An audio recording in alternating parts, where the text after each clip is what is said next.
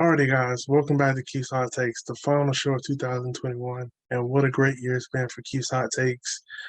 So, before I get into breaking down all the football action for this weekend, I want to look back on the year um, for Keith's Hot Takes. So, I'll put it up on the screen so you guys can see it. So far this year, I've had a total of 1,168 total views for the year. This is the most active I've been with my YouTube channel. I've uploaded 45 videos, I think, this year. So I've been really active, and I just want to thank everybody for their support. It means a lot. And yeah, I'm just going to keep going. Look forward to continuing to bring you episodes every week next year. And something else really quickly that caught my eye when I was looking at my channel views and the top countries for my YouTube channel are the United States, of course, and I was surprised to see that people in Jamaica and Kenya have watched videos on my YouTube channel. So just want to thank everybody so much for their support this year. It's meant a lot to me. And like I said, we're going to keep going strong next year. So, yeah. So moving to the football action, we're going to start with the two big games in college football this weekend. We're going to start with the Cotton Bowl between number 4 Cincinnati, 13-0, versus number 1 Alabama, 12-1. So Alabama all time is 3-4 in the Cotton Bowl. They last played in the Cotton Bowl in 2015. They beat Michigan State 38-0. Uh, Cincinnati's never played in the Cotton Bowl, and these two teams have faced off head to head 5 times. Alabama's won all those matchups. All these matchups took place before 1990.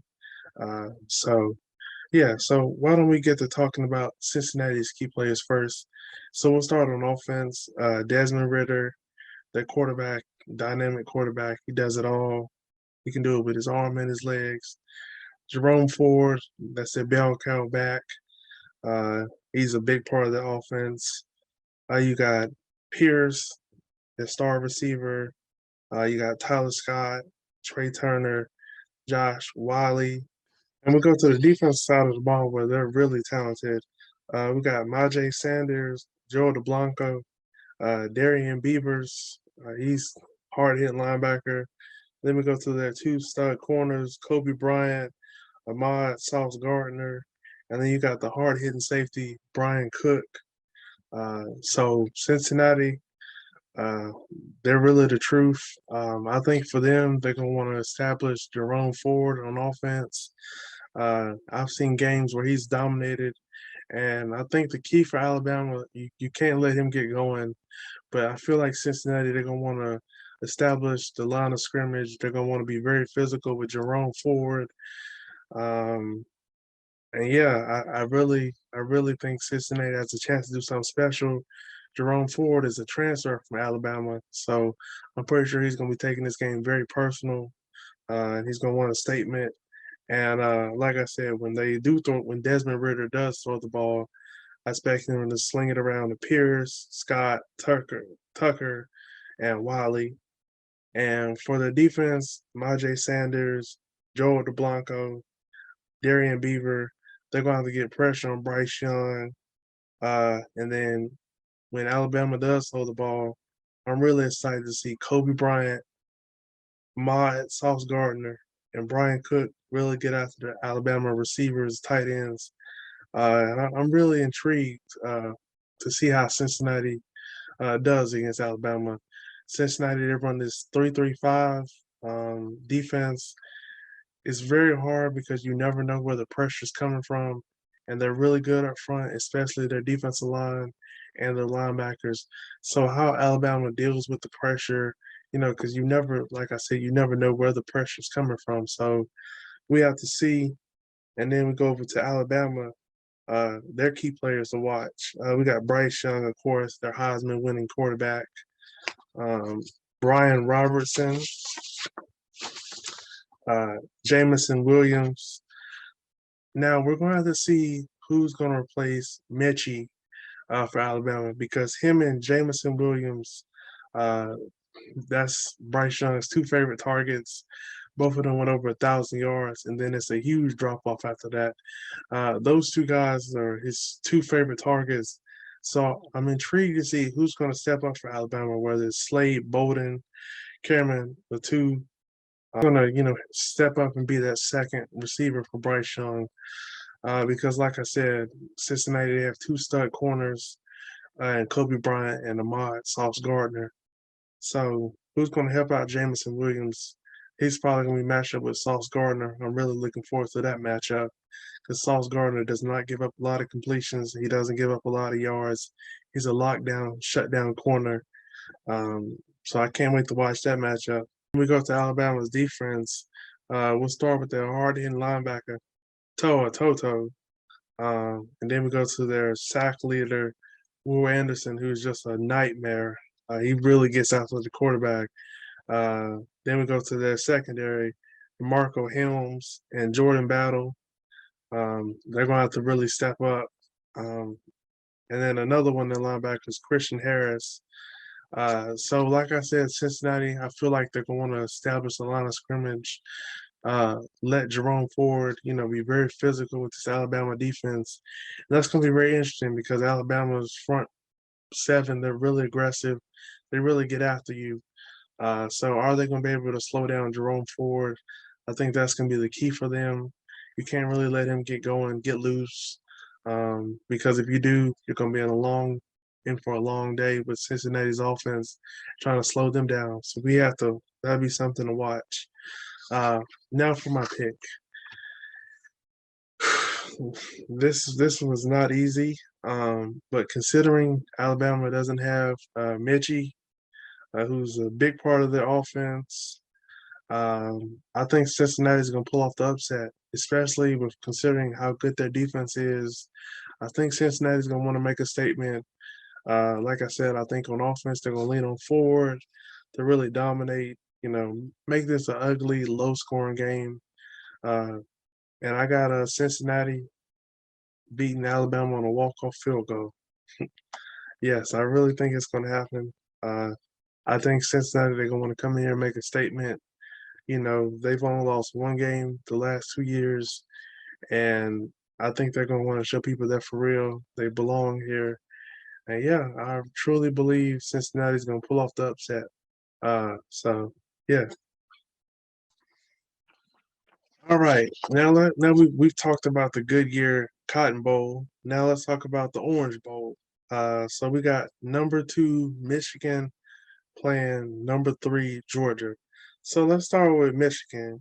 Cade McNamara, the quarterback, he's going to be huge. I think they're really going to lean on their running back duo, Blake Corum and Hassan Haskins. I think they're going to lean on them. But when they need Cade McNamara to make some throws, I think that's going to be huge against a Georgia secondary, who I think is the weakness of their defense. I think their front seven is stout, but I think that secondary isn't as good as the front seven. So I think he'll have success throwing to Cornelius Johnson and Roman Wilson and Eric All. So yeah, and then Michigan's defense now, we got David Ajakbo and Aiden Hutchinson. Those are the 2 stud defensive ends. They're going to get a lot of pressure on Stetson Bennett. And then back in with Daxton Hill, he's going to hear his name called in the first round in the spring. So, yeah, those are the keys for Michigan. And then we go over to Georgia now. We got Stetson Bennett, their quarterback, Zamir White, their running back, and their other running back, James Cook. And then you got Brock Bowers, their star tight end. He's the truth. He's a matchup nightmare. And then we go to their defense. We got Nakobe Dean and Jordan Davis. Jordan Davis is going to have to be huge up front, making sure Michigan can't run it down their throat, because that's what Michigan is going to want to do, really dominate the line of scrimmage, be very physical. For my pick, I'm going with Michigan here. I don't have a lot of faith in Stetson Bennett, and I think they're going to get a lot of pressure on him. I think Michigan's defense is not going to allow Georgia to run the ball. And I think that's going to be the key for them, slowing down the run game for Georgia with Zamir White and James Cook. And on offense, Cade McNamara, You just need him to make some timely throws, like on third down, keep the chains moving. But I think, like I said, on offense, I feel like they're going to lean on their two-headed monster running back. And yeah, I think this is going to be an ugly, low-scoring game. I really could see both games being, ugly, low-scoring defensive struggles. I don't expect either game to be like an offensive shootout because all four teams have really good defenses. So yeah, I think these are going to be two great games, and I have Michigan and Cincinnati in my national championship game. I know it's highly unlikely, but I think we're going to get two upsets here. We'll just have to see. Shift to the NFL now. All the games are going to be on Sunday, and we'll have a Monday night game. So our first matchup is the Atlanta Falcons visiting the Buffalo Bills. I got Buffalo winning here, considering how they want to keep, hold of the AFC East. That'll guarantee them at least one home playoff game. I think they'll want to handle their business at home. Uh, I really expect Josh Allen to be able to move the ball up and down the field against his Falcons defense, who doesn't generate a lot of pressure on the quarterback, and that does not bode well against a quarterback like Josh Allen, who really struggles when you put pressure on him. But when you don't, he usually picks you apart. And I think Buffalo, coming off that big win on the road at New England last week, I think they're going to continue their momentum and try to get close and closer to locking up the division. And depending on what happens in a couple other games Sunday, they could potentially clinch a playoff spot. So that's something to monitor Sunday. So yeah, just give me Buffalo here. Unfortunately, if the Falcons do lose in this game, they're eliminated from the playoffs. So they'll be playing hard. The Falcons have played better on the road than they have at home. But yeah, I just think Buffalo's just going to be a little too much for them as they try to, fight for playoff position and divisional position as we wind down the regular season. So yeah. Next, we have the New York Giants visiting the Chicago Bears. This one was easy for me. The Giants, they just have looked like a disaster on offense. They can't score points. The Bears are really, been playing well of late. The defense, they really get after the quarterback, whether it's Robert Quinn, Roquan Smith, Akeem Hicks, guys like that. On offense, I don't know who's going to be playing quarterback, but you have Mooney, you have Grant, you have Montgomery. So yeah, they have some weapons on offense. The Bears just can't have penalties that prevent them from moving the ball and stuff like that. I think this is going to be an ugly, ugly game. Two teams who make a lot of mistakes. They can't get out of their own way. But the Bears, they're playing some inspiring football of late, even though they're not going to make the playoffs or anything like that. But I think they'll get a nice home victory at home against a Giants team who's very bad. And yeah, I just don't have any faith in the Giants. So yeah, give me Chicago there. Next, we have a potential wild card matchup, depending on how things shake out, between the Miami Dolphins visiting the Tennessee Titans. So Tennessee got a big break. Unfortunately, earlier this week, Carson Wentz went on the COVID list, so he's not going to play Sunday. So that kind of gives them a little breathing room with the Colts game. But I'm taking Miami here. The way they can get after the quarterback, they've won 7 in a row. At the start of the season, 1-7. It's nothing short of amazing how they've really turned things around after a horrible start to the season. Tua and that offense, whether he's throwing to Jalen Waddle, who's his favorite target, Gesicki, Mac Hollins, Devontae Parker hasn't really given him much, but I expect him to, start waking up very soon. But yeah, I'm taking the Dolphins here. The way they can get after the quarterback, I think Ryan Tannehill, he really struggles when you put pressure on him, and I think that's what the Dolphins are going to do. Knowing they have a secondary who's got some ball hawks, they go after the ball. Yeah, give me Miami here. They can't afford to, lose. They're fighting for a wild card spot, so give me Miami here. So next we got the Las Vegas Raiders visiting the Indianapolis Colts. As I just mentioned, Carson Wentz unfortunately went on the COVID list. He's unvaccinated, so he's going to miss at least 10 days. Um, and I just really hate that for the Colts. I was joking on Twitter, but this may actually happen. Jonathan Taylor may get 40 carries Sunday. But yeah, I just got to take the Raiders. I don't know how Colts are going to be able to move the ball without Carson Wentz. And the Raiders, they're still, hanging on for dear life in the wild card race. Um, so, yeah, I think they're going to get a big time road victory on the road. The Colts defense is going to have to play lights out. They're probably going to have to get a touchdown or two. But yeah, I just don't know how they're going to be able to score points without Carson Wentz. Jonathan Taylor's going to have to be special. I know the Raiders at times they really have struggled, trying to contain the run. So I would expect the Colts to lean on Jonathan Taylor in that run game. But yeah, I just don't have enough confidence to pick them. But it wouldn't shock me if they find a way to win the game, considering how special their defense is. How they get after the quarterback. But I just can't pick them. So give me the Las Vegas Raiders here. We have the Jacksonville Jaguars visiting the New England Patriots. Give me the Patriots here. I expect them to lean on their run game, ground and pound the Jacksonville Jaguars, who don't have a good rush defense. Um, and yeah, I expect the Patriots to handle the business at home. They've fallen to the wild card now after their loss last week. The Patriots, they've really struggled at home this year, but I expect them to handle business against a Jacksonville team who can't really move the ball. I think the Patriots defense is going to give Trevor Lawrence all type of trouble. And I think Jacksonville is going to be in for a long day against this Patriots team, who's going to be really desperate, for a win. They can't really afford too many more losses. They got a big one with Miami next week. So I expect them to close out their home slate with a big time victory against Jacksonville to keep their playoff hopes alive. So, yeah, give me New England here. We have the Tampa Bay Bucks visiting the New York Jets.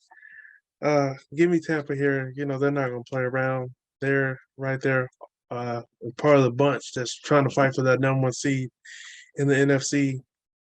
They're going to put a lot of pressure on Zach Wilson. Tom Brady, he's going to sling it all over the field. Give Antonio Brown at least 15 targets. And I think Bucks, they're just going to be a little too much for the Jets. Like I said, I expect them to put a lot of pressure on Zach Wilson, heat him up. And then, yeah, I think Tom Brady's going to be able to move the ball up and down the field on his Jets defense, who's not very good. So, yeah, give me the Bucks here. They can't afford to lose to the Jets, and I don't expect this to be close at all. So, yeah. Next, we have the Philadelphia Eagles visiting the Washington football team. This was another one that I've been going back and forth on. But considering the way how Washington has really struggled lately, they've lost 3 in a row. And the last 2, they've gotten manhandled. They've gotten beat soundly. I think they're going to play with some pride.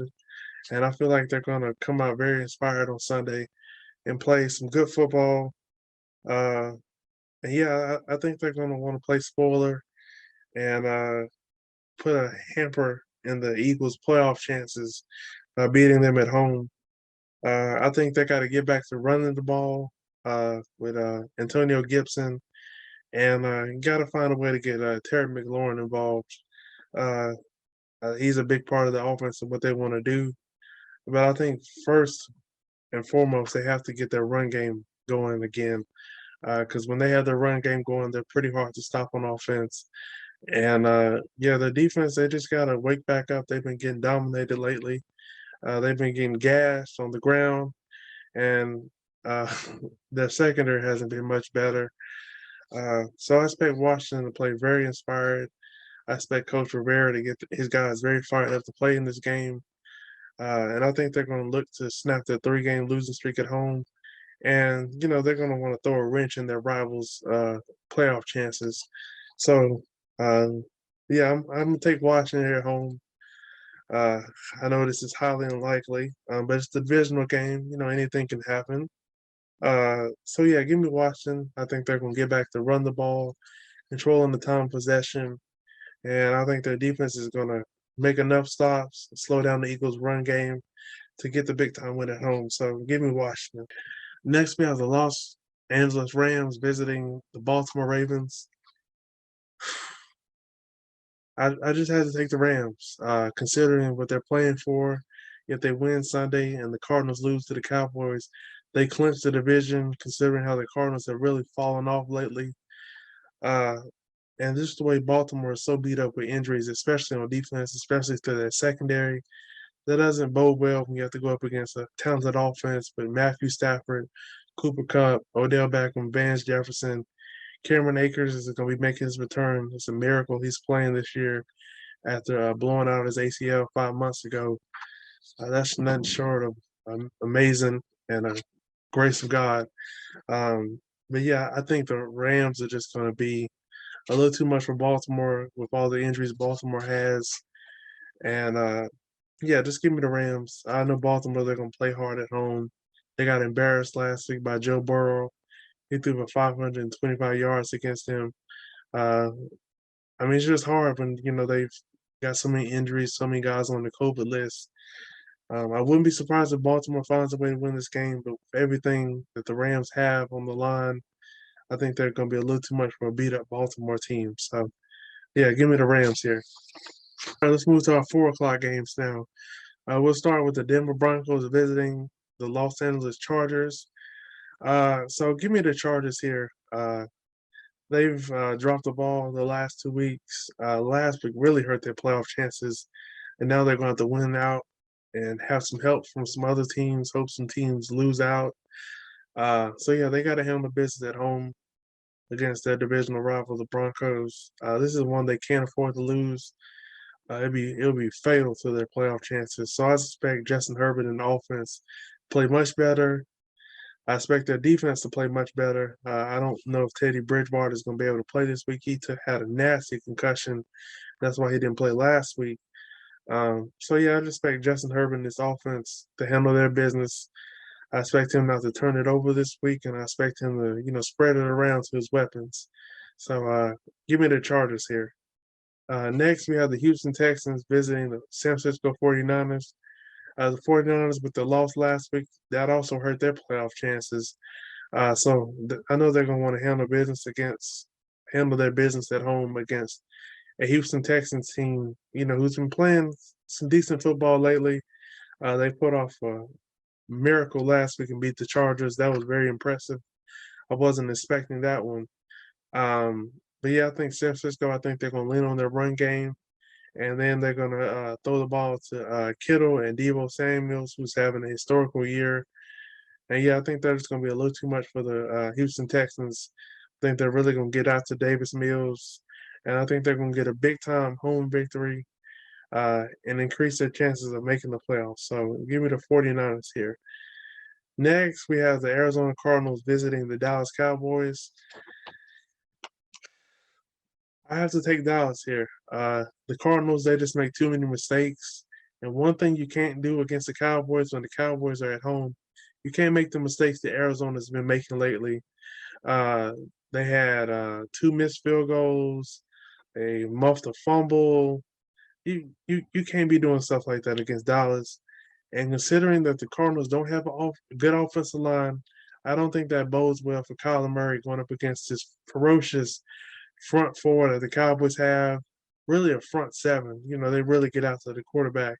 Now, the key for the Cowboys is going to be you can't let Kyler Murray out the window. What that means is you have to set the edge. Their defensive ends, Randy Gregory, DeMarcus Lawrence, even Micah Parsons on third down, when they move DeMarcus Lawrence inside, you got to set the edge. You can't let Kyler Murray get the edge because that's when he becomes dangerous. They're going to have to find a way to contain Zach Ertz. I don't know how they do it, but I'm really looking forward to watching Micah Parsons in open field against Kyler Murray. That's going to be a matchup I can't wait to see. But yeah, the Cardinals, they really have fallen off lately. They just make too many mistakes. And yeah, like I said, they don't protect Kyler Murray well. For the Cowboys, they're going to have to be aware of Buda Baker wherever he is. He's a ball hawking, flying safety, flies around everywhere. You got to identify wherever he is at all times on the field. And make sure you keep Chandler Jones off Dak Prescott. Hopefully Tyron Smith can come back this week. That's going to be huge for the Cowboys because if you don't have somebody that can block Chandler Jones. He can wreck your offense. And I think the Cowboys will be able to run the ball on the Cardinals. That's something they've struggled with at times. And I think the Cowboys, they should want to play fast. I think that would bode well against this Cardinals defense, keeping, the same guys on the field, wearing them down, not getting them a lot of time to think, substitute. Washington had a hard time with that last week. So look for the Cowboys to do that again this week. And I think there's going to be a little too much for the Cardinals. The Cardinals, they've just have fallen apart again this year. They did the same thing last year, and I don't know what it is, but they just don't seem to be able to hold up late in the season. Kyler Murray has also fallen apart the last 2 years, and I think that's because the offensive line hasn't, been so great, and he takes a lot of punishment. So yeah, give me the Cowboys here. And I expect him to get a few takeaways too on this Cardinals team. So yeah. Next, we have the Carolina Panthers visiting the New Orleans Saints. I have no idea who's going to win this game. But the Saints, they look really bad on Monday night. I know they had a lot of guys on the COVID list. They had a lot of guys hurt. I'm pretty sure they'll get some of those guys back. But I just think the Panthers, I think they're going to find a way to get a win. It's been a long time since they won a game.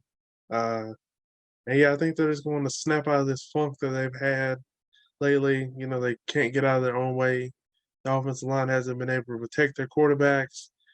And hopefully their defense can start playing better because the Bucs did whatever they wanted to the Panthers last week. I'm not really confident in this pick, but the Saints look really bad Monday night. So yeah, I gotta take the Panthers. I think they'll win a low-scoring, ugly game on the road against their divisional rival, the New Orleans Saints. So yeah. Next, we have the Detroit Lions visiting the Seattle Seahawks. Detroit has been playing much better lately. They've been close in almost all their games this year, except for a few. I think this is going to be a very close game. But I think Russell Wilson and this offense, I think they'll do enough. Him throwing to DK Metcalf, Tyler Lockett, Everett. And I think their defense will be able to slow down this Lions offense. Don't know who's going to be playing quarterback for the Lions this week. But I think Seattle, they need a win at home. This season has not went how they thought it was going to go. And I think they need a big-time home win just to end the season on a high note at home. And we'll have to see how they do next week when they play the Cardinals. But, they blew a big lead to the Bears last week. That was embarrassing. And, I think they're just going to, find a way to get a big-time win at home. So, yeah, give me Seattle there. Next, we have the Minnesota Vikings visiting the Green Bay Packers. This is going to be a good one. Considering the Packers have a lot of teams hot on their trail, and considering if they lose this game, the Cowboys will take over the number one seed, I should say. And the Cowboys have the better conference record than the Packers, so that would also come into play if they finish with the same record. So I think the Packers, they lost the Vikings in the shootout early in the season. It was a very great game. It was a very good game, high scoring, a lot of points. I think the Packers find a way to get the big time home win to make sure they keep the lead in the race for the number one seed. And yeah, I think Aaron Rodgers' offense, they'll do enough, whether it's run the ball with Aaron Jones, Devontae, Scantling, guys like that. So I think the Packers, I think they'll get some payback at home this weekend. And although I want my Cowboys to get that number one seed, I just can't see the Vikings sweeping the Packers this year. I just can't. The Packers, they've been playing some really good football lately. And on defense, I think they're going to get a lot of pressure on Kirk Cousins. And I think they're going to limit the run game. So, yeah, give me the Packers here. All right, let's move to our Monday night game. We got the Cleveland Browns visiting the Pittsburgh Steelers. Considering that this is going to be Big Ben's potentially last home game in Pittsburgh, I think it's going to be very emotional for this team. and I think they're gonna find a way to win against their rival, the Cleveland Browns. It's probably gonna be an ugly, low-scoring game like it was the first time they played. And yeah, I just think Pittsburgh. I think they're gonna find a way to send Big Ben out on a on a high note, especially at home. I know they don't want his last home game to be a loss. So I think they'll do enough on offense. Uh, they just gotta be smart. Can't be turning the ball over. And then for Cleveland, Baker Mayfield, he's going to have to be smarter with the ball. I expect them to lean on their run game. Um, but yeah, like I said, I just think the Steelers. I think they're going to find a way to send Big Ben out on a high note. And give me Pittsburgh here in a very low-scoring, ugly game on Monday Night Football. And now to our game of the week. I'm back at the jungle this week. I picked against the Bengals last week. If I knew that Tyler Huntley was not going to play or Lamar Jackson, I probably would have picked the Bengals. And Joe Burrow lit up the Ravens' banged up secondary. And this week, for the game of the week, we have them taking on the Kansas City Chiefs. Uh, this is going to be a really good game. Two of the most exciting quarterbacks in the league, Patrick Mahomes and Joe Burrow. I think the Bengals present a lot of problems for the Chiefs. If you look at their receiving core with Tyler Boyd, T. Higgins, and Jamar Chase, and you got Joe Mixon coming out the backfield, I think they're going to, cause a lot of problems for the Chiefs. The Chiefs are going to have to get pressure on Joe Burrow, or he's going to eat him up. Um, so, yeah, I'm going to take the Bengals here. They have a chance to clinch the division at home. You don't want to, have the division up in the air going to Cleveland next week. They're going to handle business at home. This is a statement game for the Bengals. They've stumbled in some statement games so far this season. So I think they're going to want to, handle their business, lock up the division in front of their home fans this week. And yeah, that'll guarantee them at least one playoff game. I think Joe Burrow is going to throw it all over the yard, his weapons. And I think they're going to get a close, big time home victory against the Chiefs at home. So yeah, give me the Bengals. Alrighty, guys, that does it for Keith's Hot Takes. What a year it's been. I've really enjoyed, bringing all the shows that I've brought to you guys this year. Once again, thank you guys for supporting me, everybody who supported me this year. And yeah, if you guys do go out for your new year, please be safe, mask up. I know me personally, I'm not going anywhere. I'm just going to be on my couch watching some football. It's just not safe to go out the way this new variant is taking over the country. It's getting a lot of people sick. So, it's probably just best to stay home this year. And hopefully a lot of people do. But like I said, if you do go out, just be safe, mask up, and, do all the safe things to not, get yourself sick. So I'll see you guys in 2022. Peace.